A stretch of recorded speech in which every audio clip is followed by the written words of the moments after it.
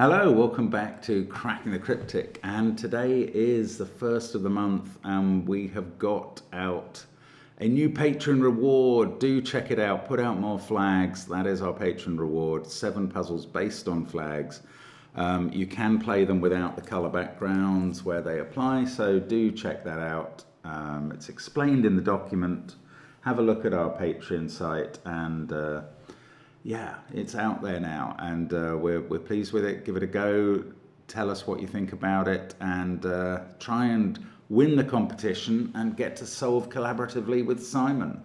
Now, I'll be solving, well, no, I mean, we'll be doing an episode with both me and Simon on stage, a sort of episode, live on stage tomorrow. So if any of you are coming, that will be great to see you in Stratford-on-Avon, and we'll try and hang around in the bar afterwards and talk to people if possible, as we did last time we did that. So really looking forward to that. But very unusual for us to meet people live. Instead, we normally interact with you on the screen, and we find out what wonderful people you are normally in the comments, but we find out even more when we actually meet you live. It's extraordinary. So that is coming up tomorrow. That's very interesting for us. Now, what else is going on around the channel? We've got so much happening. We've got that on Patreon, as well as that reward. We've of course got some very difficult crossword solves and connections videos. They've reached a milestone recently. We've got our apps, which feature line Sudoku, and of course the wonderful worms by such luminaries as Fistamafel and Michael Lefkowitz. Do check those out. Great Sudoku, great consequences to those puzzles. There's SVEN'S SUDOKU PAD linked under the video, and many other things in the description field, so check it all out. Now, this puzzle came in from Walking Writer, who has communicated with us many times, has featured on the channel a number of times, always very much chimes with what I like. And there's a story behind this, basically, and I will read out some of the stuff, and then I'll tell you how it wakes a bit of a memory for me. So, Blue Mule Sal, with the short green tail, is pulling a packet boat across New York State along the original Erie Canal in 1825, traveling from Albany in the east to Buffalo in the west. While Sal takes a rest break during the journey, can you solve this Erie Canal bicentennial themed Sudoku puzzle? And then there's a bit of detail about the puzzle, about the historical anniversary.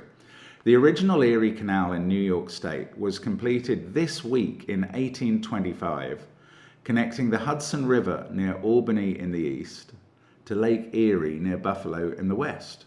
This cut travel time across the state from weeks to days and opened the Midwest and beyond to more trade. Before it was modernized, the original Erie Canal was 363 miles long and contained 83 lift locks, basically water elevators to raise and lower boats along the canal when elevations changed.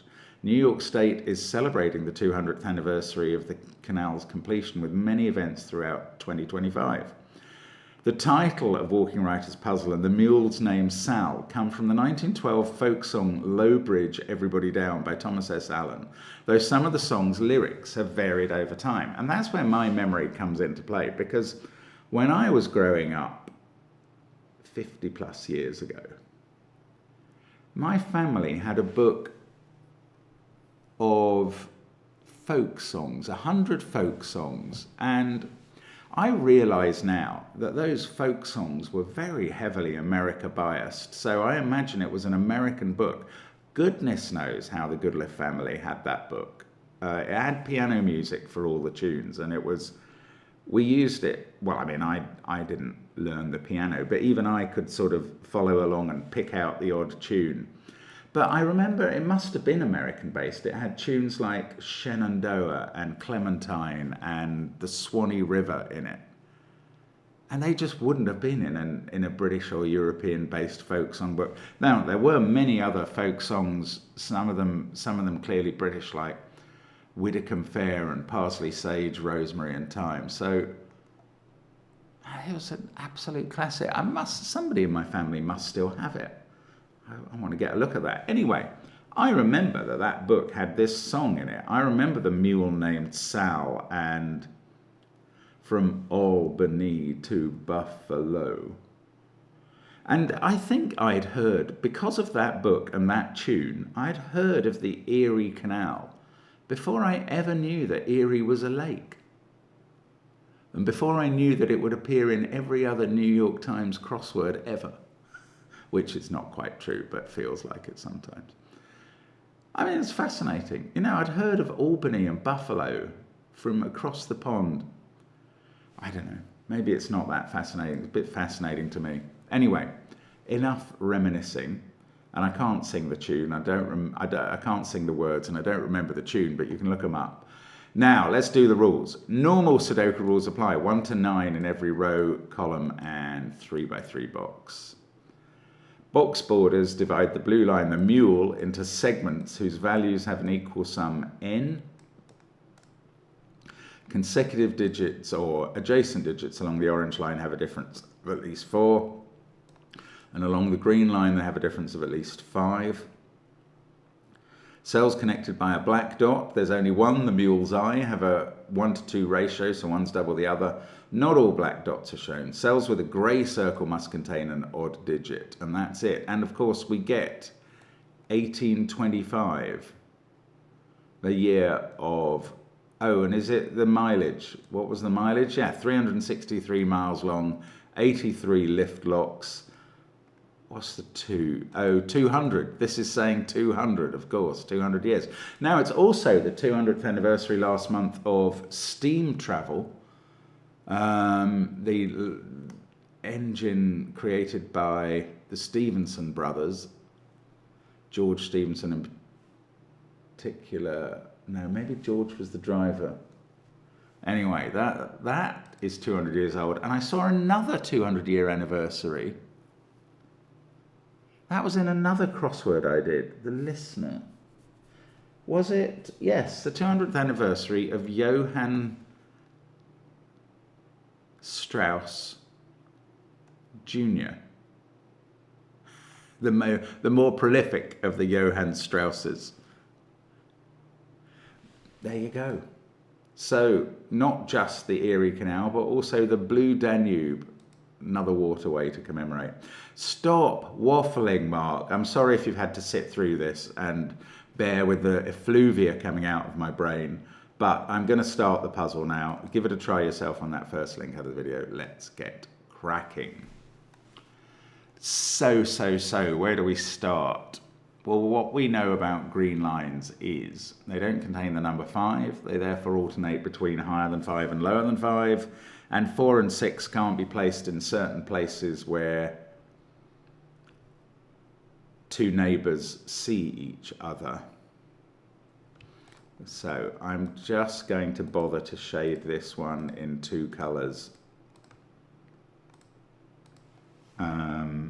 Because one of those will turn out to be high and one will turn out to be low. It's not, in fact, all that helpful.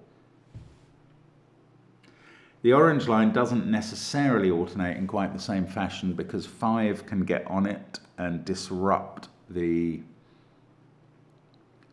alternation.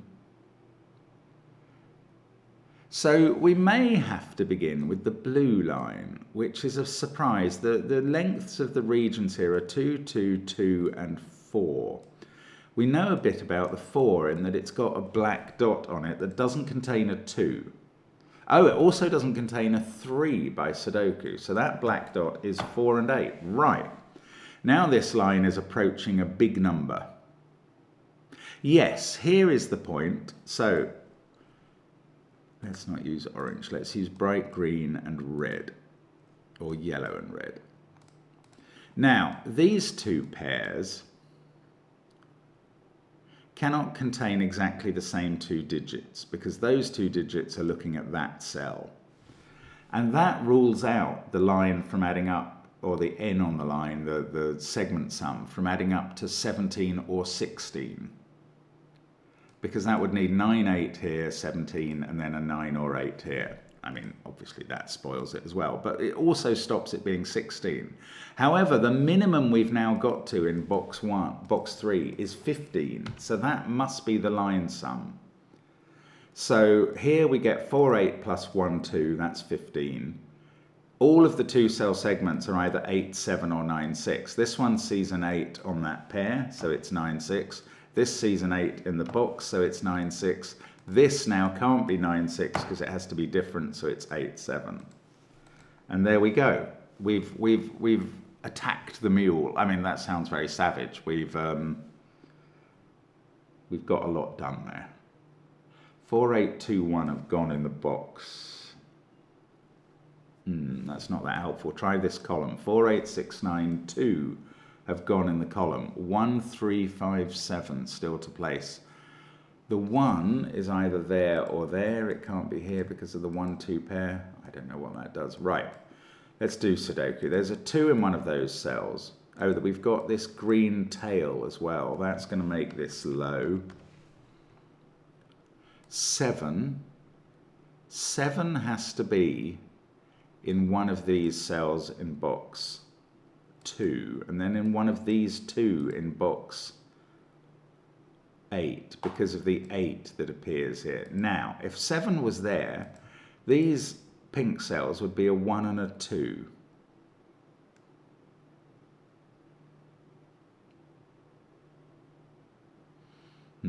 I don't know. Maybe this orange line, if that was a 4, this would have to be an 8 because it couldn't be from the 6, 9 pair. But if it was an 8, this could be anything up to a 4. That doesn't get it done either. Okay, let's think again about 7 there would put 1, 2 here. That would be the 2 because of this. That would be the 1. 2, 1, 7, 8 would have gone. Oh, that would end up being a 4, 5 pair because it sees 6, 9 and 3 in its box. So we'd have 4, 5, 7, 8, 2, 1. Everything else would be divisible by 3 for some reason. 3, 6, 9. Oh, that 6 has resolved this cell. That's a 9. I hadn't seen that. That's a 6. One of these is a 6.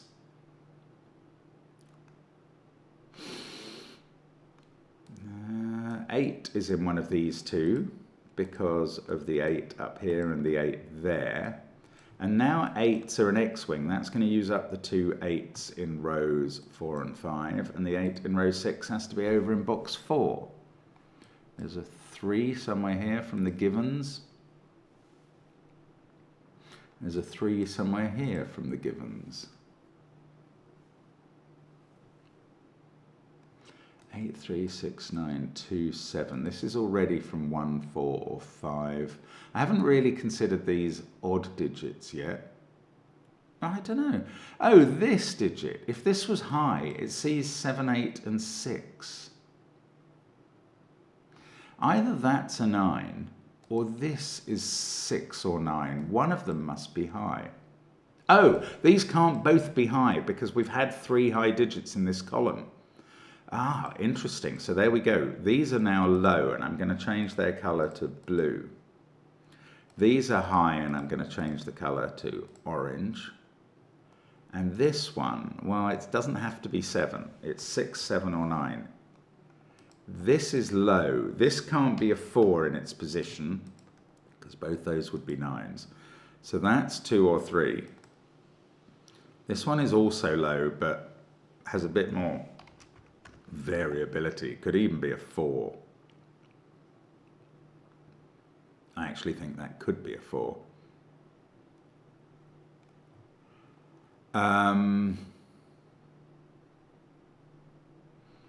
That's low, so it's not an 8. That's low, and it can't be 2 or 3 in that case. So I might as well pencil mark in the digits. That can't be a 3 because it's high.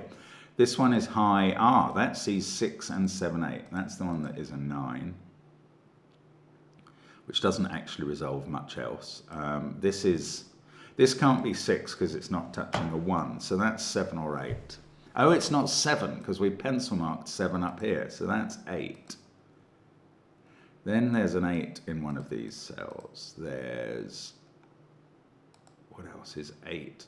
8 seems quite filled. No, it doesn't really go anywhere else. That can still be 2 or 3. 9, 7, 8. Let's look at this box. 6 is in one of those 2 cells.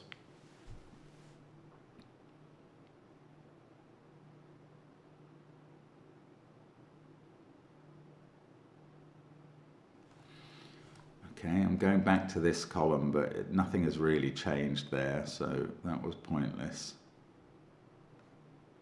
Oh, bother. If this was a 6, that would be a 1. That would put 1 in one of these cells. So neither of these could be a 1. This would be a 6, 7, 8 line.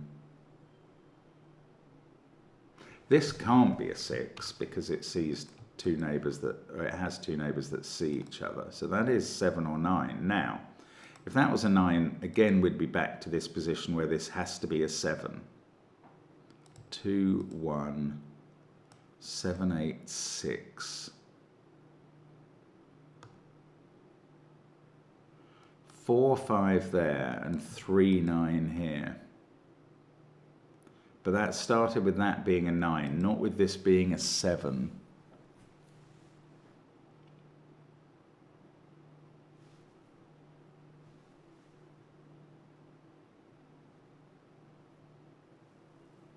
I can't quite see what I meant to do next. 8, 3, 6, 9, 2, 7 in the box.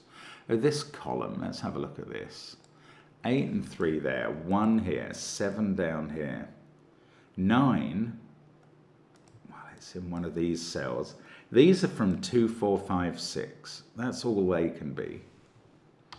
And 2 of them can't be a 6. So let's look at this digit on the orange line, which is 2, 4, or 5, but has to be 4 away from that one. Aha! Now we know what they are. They are 1 and 5. 5 can only ever sit next to 1 or 9 on the line. And that 1 can't sit next to a 4. So the orange line, the toe line that Sal is pulling, has done the job here. I didn't realise that was going to be so important, quite clearly. Right, now we're moving along nicely. That's become a 1. That stops this being a 1. That doesn't quite affect that one yet. This box, that digit is 3 or 7, I can see. Oh, we need a 1 in column 8, there it is. Then we need a 1 in row 7, in one of those 2. Oh, this digit has become a 4 since that became a 1. That makes me want to check my logic. Yeah, in that column, this is the 1, so that's a 4. And then we have to put 9 next to it, and that's going to unwind a lot of things. Like, just first of all, I'm going to make that a 1-8 pair, but this is a 7 now. And that means this is a 2. And now I think we do get this paired, well, we get 2 up there, but we also get this pair done. They see 1, 7, 8, 2, 3, and a 6, 9 pair. This is, in fact, a naked 5, because it also sees 4. And that's where 4 goes. This is a 1, 7 pair, which can be written in. And now we're just cooking along. It's funny how it suddenly kind of yields when you get the bits to get together in the right order. I don't think there's going to be a vast amount. Now, here's a nice point about these. They clearly can't involve a 1 or a 3 by Sudoku. But if they had a 5 in one of those, where would the 5 be in this row? In fact, the simpler way of seeing that is writing 5, 4 in there. These must now be a 7, 9 pair in the odd cells. That 9 has decided which way round they go. This is a 3, 5, 6 group. That's a 7, 9 pair. We'll sort these out in a moment. This is a 1, 6, 8 triple. Is that giving me any 1, 8 pairs? No, not quite. Okay, I'm going to look down this column and get rid of 2 from that cell. And that's, oh, no, it was already done, but this couldn't be a 6 because of the green mule tail. 9 there, 6 there. This is not 6, and therefore this is 6. This digit must be a 9 in the column. This is a 4-5 pair. They're resolved by the blue 4. Still haven't actually got that digit, which is surprising. This has become a 3. It's been available for a while. That 2-4 pair looks like it might help. 2, 4, 6, 1, 5 in the row. This digit can't be 8, which is in one of those cells, so it's 3 or 7, and that's a pair. And this is now an 8-9 pair, and they are resolved. That 8 looks up here and makes it a 1. This digit seems to be naked. It sees 7, 1, 6, 8, 9 in the column, 4, 5, 2 in the row. There's only one other Sudoku digit available.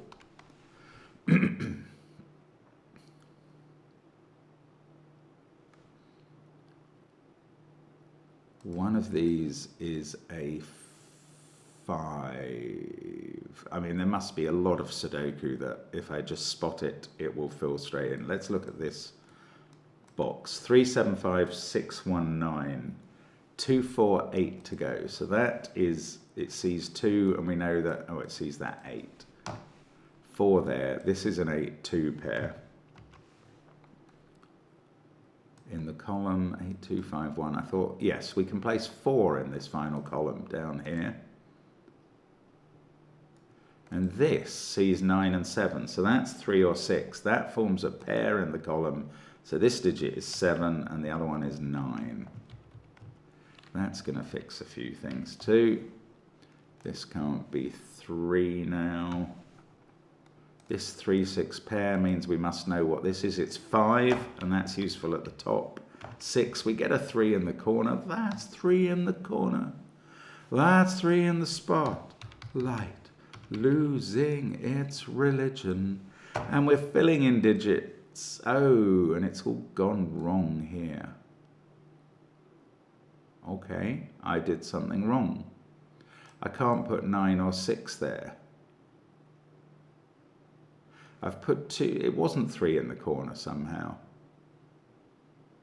Okay, let's rewind, try and work out what I've just done wrong. Could be a while ago. Was there something fishy about the final column work? Right, let's go back to here. Oh, I did my singing and everything. That digit is a 4 because it sees 2 and 8. Okay, I'm going back to here, and I think I'm okay here. This is a 2-8 pair. That seems reasonable.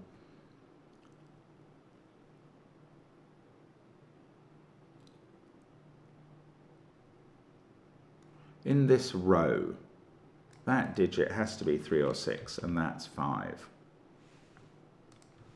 Ah, look, I used this stuff wrongly up here. That's a 5. I don't know what I did wrong. This is now 3 or 7, and we've got 9 and 4 to place in this box. That's 7 and 9. I'm hoping this is going to work out a little better this time. 3 down there. At least we get a 3 into the bottom box. We do get a 3 in the corner. I'm not doing the song again. And there we go. That seems to have worked better. I don't know what I did wrong, and I apologize for the error. They happen because of human, you know. And then maybe this column, 2, 4, or 5. That is a 2. That's a 5. This is a 4. That's a 5. 2 in the box obviously makes that a 4. Don't know how long that's been available.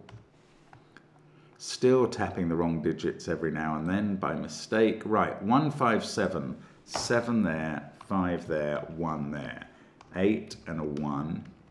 8 and 6 in box 1. And then we've just got the mule's legs still to do, or one of them. And here we go. Oh, let's get rid of the colour. That did its thing a long time ago. And then I can fill in 8 and a 7 in the centre. And we've gone from Albany to Buffalo. Low bridge, everybody down. There we go. That is lovely. Thank you, Walking Writer, for for sending me back to the past, which I enjoyed. But thank you for staying with us on the channel. Hope to see some of you tomorrow in Stratford-on-Avon. And it's just been great fun. Thank you for being with us. See you again in another video tomorrow. Do check out Put Out More Flags on Patreon. It's good fun. And we'll see you soon. Bye for now.